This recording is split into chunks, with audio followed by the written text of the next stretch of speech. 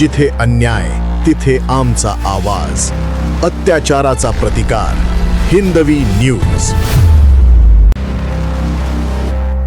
मुख्यमंत्री देवेंद्र फडणवीस यांच्या वाढदिवसानिमित्त एक पेड माँ के नाम उपक्रम, जनकल्याण दिंडीत वृक्षारोपण व गुणवंतांचा गौरव. आमदार प्रशांत बंब यांच्या नेतृत्वाखाली सुरू असलेल्या जनकल्याण दिंडी दरम्यान विविध गावांमध्ये सामाजिक, शैक्षणिक आणि पर्यावरणपूरक उपक्रम उत्साहात पार पडले. मुख्यमंत्री देवेंद्र फडणवीस यांच्या वाढदिवसानिमित्त एक पेड माँ के नाम या उपक्रमाअंतर्गत मोठ्या प्रमाणावर वृक्षारोपण करण्यात आले, तर अजितदादा पवार यांच्या जयंतीनिमित्त अभिवादन करून कार्यक्रमाची सुरुवात करण्यात आली. विटावा गाव येथे आयोजित कार्यक्रमात जिल्हा परिषद सभापती सचिन गरड पाटील, जिल्हा परिषद सदस्य रतनदादा बत्तीसे आणि अमोल लोहकरे यांनी वृक्षारोपण करून पर्यावरण संवर्धनाचा संदेश दिला. यावेळी लेझिम पथक, महिला आणि ग्रामस्थांचा उत्स्फूर्त सहभाग लाभला. कार्यक्रमाच्या प्रारंभी अजितदादा पवार यांच्या जयंतीनिमित्त त्यांना विनम्र अभिवादन करण्यात आले. यावेळी बालाजी सोनटक्के, दीपक हरिराम बडे, ग्रामविकास अधिकारी मुळे, विस्तार अधिकारी घोडके साहेब, शरद कीर्तिकर यांच्यासह अनेक मान्यवर उपस्थित होते. दरम्यान ॲबॅकस स्पर्धेत यशसंपादन करणाऱ्या विद्यार्थ्यांचा तसेच त्यांच्या पालकांचा मान्यवरांच्या हस्ते गौरव करण्यात आला. विद्यार्थ्यांच्या यशाचे कौतुक करत त्यांच्या उज्ज्वल भविष्यासाठी शुभेच्छा देण्यात आल्या. नांदेड येथेही एक पेड माँ के नाम उपक्रमाअंतर्गत वृक्षारोपण करण्यात आले. मोठ्या संख्येने ग्रामस्थ व प्रमुख पाहुण्यांनी सहभाग घेत पर्यावरण संवर्धनाची शपथ घेतली. तसेच वडगाव, रामपुरी आणि नांदेड येथे अजितदादा पवार यांच्या जयंतीनिमित्त अभिवादनाचा कार्यक्रम आयोजित करण्यात आला. यावेळी कृषी उत्पन्न बाजार समितीचे संचालक दीपक हरिराम बडे, जिल्हा परिषद सदस्य रतनदादा बत्तीसे, ग्रामसेवक चौधरी, माजी सरपंच दादासाहेब गांगर्डे, योगेश गांगर्डे यांच्यासह मोठ्या संख्येने ग्रामस्थ उपस्थित होते. मुख्यमंत्री देवेंद्र फडणवीस यांच्या वाढदिवसानिमित्त एक पेड माँ के नाम उपक्रमाअंतर्गत वृक्षारोपण करताना मान्यवर तसेच गुणवंत विद्यार्थ्यांचा गौरव करतानाचे क्षण. हिंदवी न्यूज मध्ये आपलं सर्वांचं स्वागत आहे. आज जिल्हा परिषद अध्यक्ष दलांडे पाटील आपल्या सोबत आहेत, जोडलेले आहेत. आपण त्यांच्याकडून जाणून घेणार आहोत.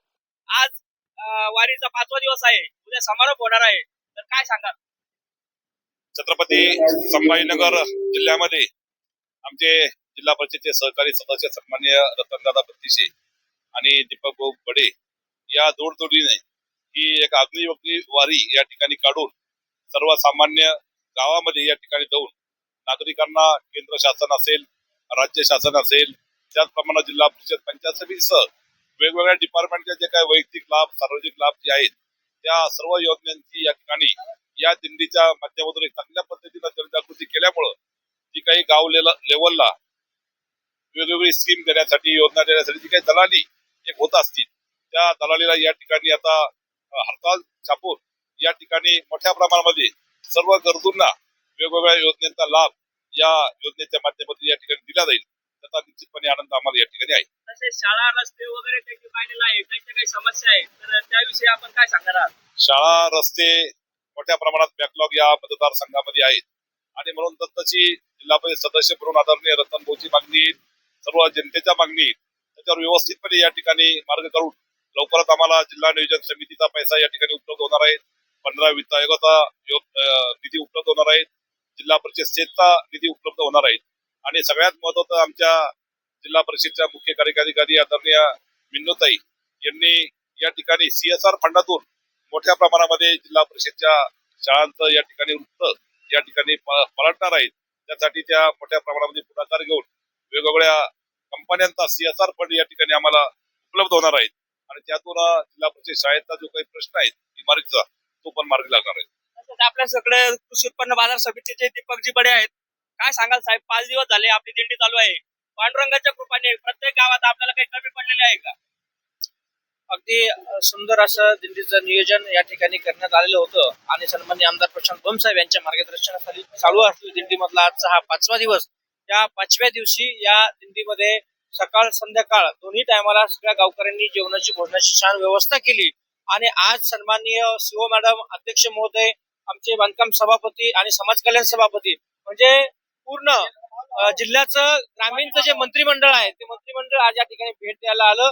आमच्या 5 दिवसातल्या सगळ्या समस्याचं निराकरण या जिल्हा परिषदेच्या माध्यमातून ते करणार आहेत. त्यामुळे आम्हाला मनस्वी आनंद या ठिकाणी होत आहे. सर्व वारकरी आणि गावकऱ्यांनाही आनंद या ठिकाणी होत आहे. तसेच आपल्या सोबत बांधकाम सभापती सचिन कराड आहे. आपण ते संभाजीनगर आक्षेडवले. आदरणीय अजितदादा पवार साहेब यांचं जी काही आपण 67वी जयंती या ठिकाणी गावकऱ्यांच्या वतीनं साजरी करत आहोत. या ठिकाणी आपल्या जिल्हा परिषद सदस्य सन्माननीय रतनदादा बत्तीस यांच्या हस्ते, त्याचप्रमाणे आपल्या गावातील ग्रामपंचायत सदस्य भगवानदादा बोराडे यांच्या हस्ते आपण या ठिकाणी साजरी केली आहे. स्वामी आणि असणारे नेते होते. दादाचा करारा असा होता की दादाने सांगितलेलं काम अगदी अधिकारी सर्व कामे सोडून दादाने दिलेला आदेश कायमस्वरूपी पाळत होते.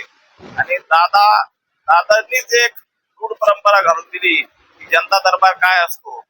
जनता दरबार भरणारे अजितदादा हे पहिले नेते महाराष्ट्र राज्याचे होते. जनता दरबार साऱ्यात जास्त काही अडचणी, लोकांच्या समस्या नुसत्या जिल्ह्याच्या मतदारसंघाच्या नाही तर राज्याचे लोक जनता दरबारमध्ये जात होते. असा अजितदादाचा प्रशासनावर दरारा होता. जनतेच्या सेवेसाठी होता, जनतेच्या सत्कार्यासाठी होता. महाराष्ट्राच्या जडणघडीने दादांचा मोठा सिंहाचा वाटा.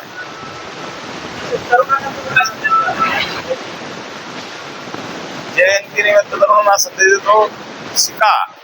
शिक्षण हे वाघिणीचे जो आहे आणि तो पिल्यानंतर गुरुपूर्ण शिक्षणाशिवाय तरुण उपाय नाही. जरी नोकऱ्या नसतील, वेगवेगळे उद्योगधंदे आहेत, आपल्या बाजूला कारखाने आहेत, MIDC आहे, तिथेही आपण नोकरी लागू शकतो. त्यासाठी तुम्हाला ट्रेनर, फिटर, वेल्डर असे वेगवेगळे कोर्स करावे लागतील. शेतीलाही जोडधंदा करता येतो.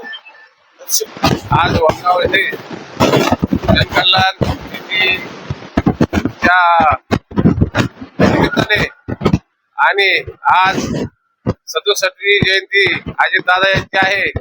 त्या निमित्ताने आम्ही सर्व गावकरी त्यांचे या ठिकाणी सर्वप्रथम पूजन करतो. आणि अजितदादा एक अशी व्यक्तिमत्व होतं तर त्यांनी आपल्या महाराष्ट्रासाठी जलजीवन असन, सर्वसामान्य जनतेचे प्रश्न असतील, हे आज बी आपल्याला जिवंत दाखवून दिला अजितदादांनी.